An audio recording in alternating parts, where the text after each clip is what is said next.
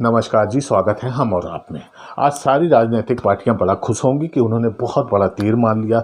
सरकार के पाले पे जो गेंद गिरनी थी उस गेंद में सहभागिता निभा के उन्होंने ये बता दिया कि सरकार नहीं, हमने ओबीसी आरक्षण बिल पास करा दिया। तो देखते रहिए पूरा वीडियो और बात करेंगे आज ओबीसी आरक्षण बिल पे क्या मिलेगा क्या नहीं मिलेगा। तो पूरा वीडियो देखिए।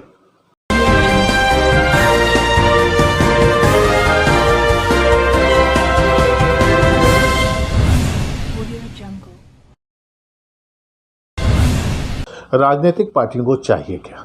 राजनीतिक पार्टियों को चाहिए वोट चाहिए इसलिए क्योंकि उन्हें चाहिए सत्ता के लिए कुछ भी कर सकते हैं, सत्ता के लिए कुछ भी करने की चाहत रखते हैं। हर दल अपने अपने तरीके से जनता के बीच में जगह बनाना चाहता है, कोई जाति के आधार पे, कोई धर्म के आधार पे, तो कोई भाषा के आधार पे, लेकिन कोई जनता के बीच में ये संदेश लेके नहीं जाना चाहता कि जनता भूखी है तो उसके लिए क्या किया जाए, जनता की सच्चाई क्या है, जनता को किस चीज़ की ज़रूरत है। इस विषय में कोई राजनीतिक दल बात नहीं करना चाहता, क्योंकि राजनीतिक दल को पता है कि वो चुनाव कैसे जीतते हैं। उन्हें पता है कि किस क्षेत्र में कितनी जाति के लोग रहते हैं, किन जाति की संख्या ज़्यादा है, उस जाति का कैंडिडेट लड़ा दिया जाए।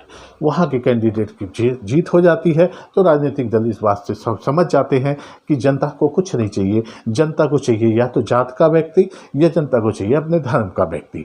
जनता को इससे मतलब नहीं होता है कि उसे मूलभूत सुविधाएं मिल रही हैं या नहीं मिल रही हैं।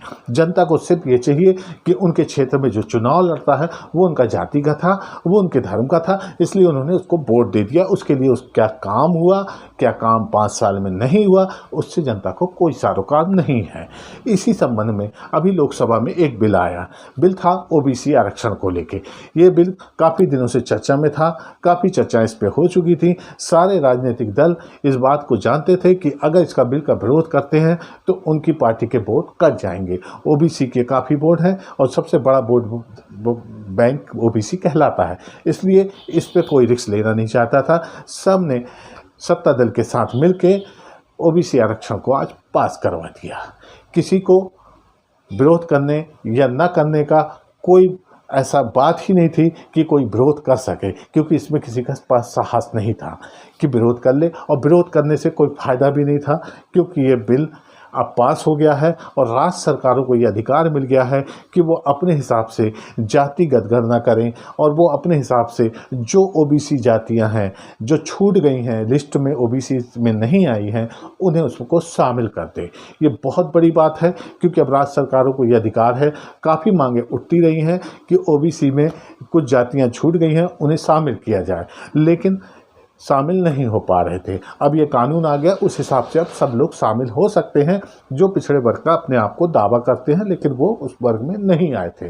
खैर, ये तो बात हो गई आरक्षण की, लेकिन अभी किसी राजनीतिक दल ने सरकार से ये पूछने का साहस नहीं किया कि इस आरक्षण से, और जो जनता खुश है उनसे भी मैं पूछना चाहता हूँ जो सोच रहे हैं कि अगर हमारे प्रदेश में गणना होगी तो हम पिछड़े वर्ग में शामिल हो जाएंगे। पिछड़े वर्ग में आप शामिल हो जाएंगे, निश्चित हो जाएंगे। आपको पिछड़े वर्ग का फ़ायदा क्या मिलेगा ये आपको भी नहीं पता है। पिछड़े वर्ग के हिसाब से आप किसी ग्राम प्रधान का चुनाव जीत सकते हैं, पिछड़े वर्ग के हिसाब से आप किसी जिला पंचायत का चुनाव जीत सकते हैं, पिछड़े वर्ग के हिसाब से आप किसी वार्ड का चुनाव लड़ सकते हैं।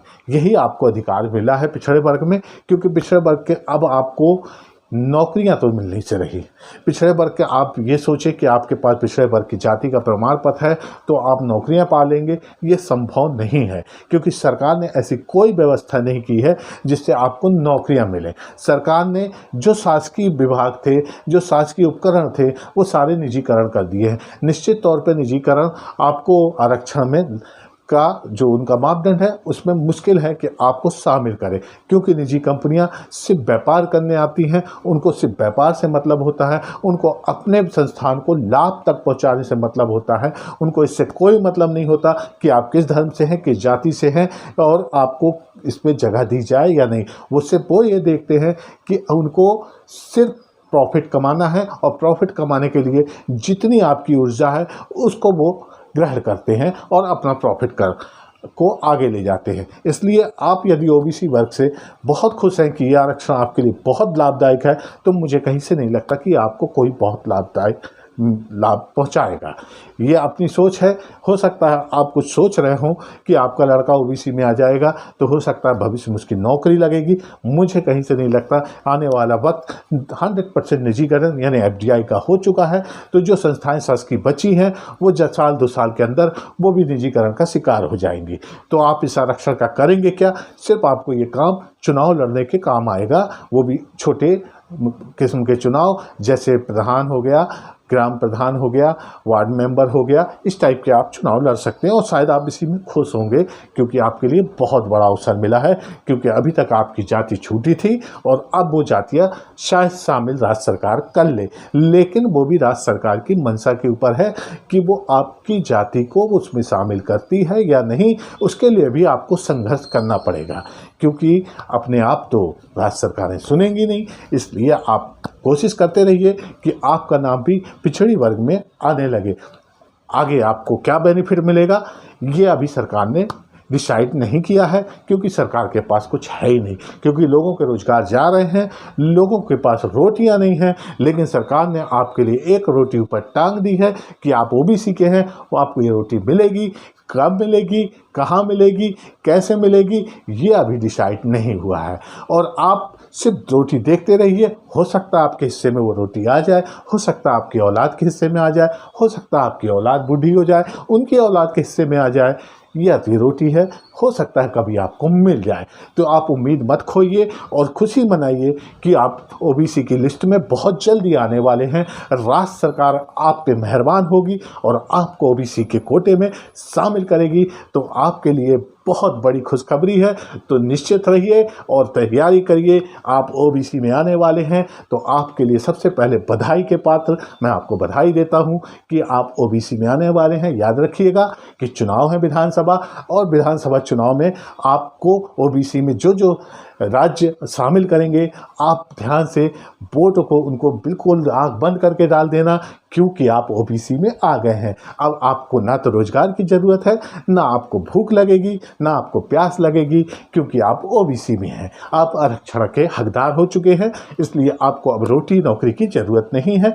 तो आज मैं इसी बात को अपनी यहीं ख़त्म करता हूँ और आपसे एक बार निवेदन करता हूँ कि आप भी मेरे चैनल को सब्सक्राइब कर लीजिए, लाइक कीजिए, कमेंट कीजिए और हो सके तो शेयर कीजिए। जब तक के लिए जय हिंद,